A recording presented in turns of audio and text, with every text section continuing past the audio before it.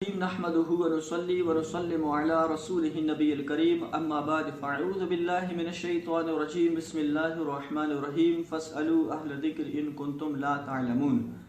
عقیقے کے بارے میں بعض لوگ پوچھتے ہیں کہ عقیقہ کرنا کیا یہ فرض ہے، واجب ہے، سنت ہے یا پھر مستحب ہے۔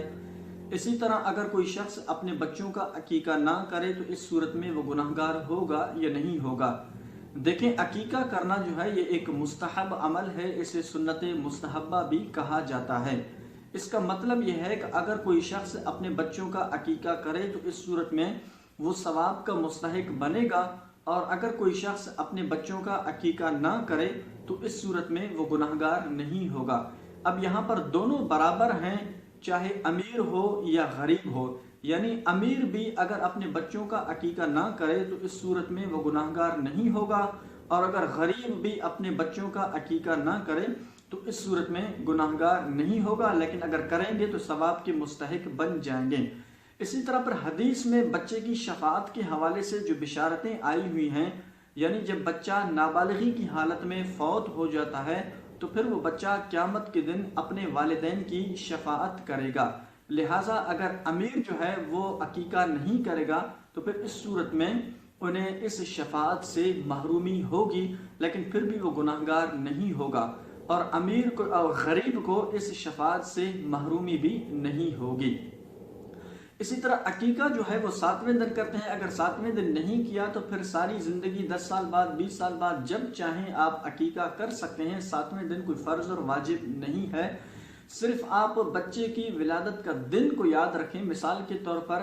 جس دن بچہ پیدا ہوا اس دن کو یاد رکھیں، اب اس سے ایک دن پہلے والا جو دن ہوگا وہ بچے کا 7واں دن ہوگا۔ مثال کے طور پر کسی بچے کی ولادت جو ہے وہ پیدائش اتوار کے دن ہوئی، اب 10 سال بعد 15 سال بعد جب بھی آپ جس ہفتے کو آپ عقیقہ کریں تو اس کا وہ 7واں دن شمار ہوگا۔ اسی طرح پر جو عقیقے کا جو حصہ ہے وہ آپ قربانی کے حصے میں بھی ڈال سکتے ہیں، یعنی قربانی کے جانور میں بھی آپ عقیقے کا حصہ ڈال سکتے ہیں، اس میں کوئی حرج نہیں ہے۔ اور عقیقے کا گوشت والدین بھی کھا سکتے ہیں، سب رشتہ دار بھی کھا سکتے ہیں، اسی طرح امیر و غریب بھی کھا سکتے ہیں۔ یہ کوئی صدقہ واجبہ کی طرح نہیں ہے کہ جسے خاص غریب وغیرہ کھا لے، لہٰذا عقیقے کا گوشت سب امیر و غریب سب آپ کھا سکتے ہیں۔ اسی طرح پر ایک مسئلہ نام کے حوالے سے پوچھا جاتا ہے کہ بھائی بچہ جب پیدا ہو تو اس کا نام کیسے رکھا جائے۔ تو ہمارے ہاں مصیبت یہ ہے کہ بچے کے یونک ناموں کے چکروں میں عجیب و غریب نام رکھ دیتے ہیں، یعنی کوئی ایسا نام ہو جو پورے خاندان میں کسی کا نہ ہو، پورے شہر میں کسی کا نہ ہو، تو پھر اس چکر میں رہ کر ہم عجیب و غریب نام رکھ دیتے ہیں۔ ہمیں چاہیے کہ ہم انبیاء کرام علیہم الصلاۃ کے ناموں پر نام رکھیں، صحابہ کرام علیہم رضوان کے ناموں پہ نام رکھیں، اسی طرح جو اولیاء کرام ہیں ان کے ناموں پہ نام رکھیں، تو انشاءاللہ عز و جل ان نفوس قدسیات کی برکات بھی ہم سب کو ملیں گی۔ اور حدیث شریف میں نبی کریم صلی اللہ علیہ وآلہ وسلم نے بھی ارشاد فرمایا کہ والد پر یہ حق ہے کہ وہ اپنی اولاد کا اچھا نام رکھے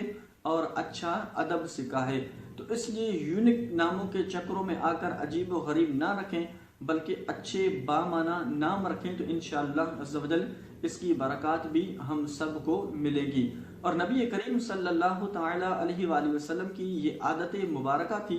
جب کسی کا برا نام دیکھتے تو اس کو فوراً تبدیل فرماتے۔ جس طرح کہ ایک عورت کا نام عاصیہ تھا عین سے، تو اس کا مطلب ہے گناہ گارہ، تو نبی علیہ الصلوۃ والسلام نے اس کو تبدیل فرما کر اس عورت کا نام جمیلہ رکھ دیا۔ تو اس سے معلوم ہوا کہ جب کوئی شخص برا نام رکھے تو اس کا نام آپ تبدیل بھی کر سکتے ہیں۔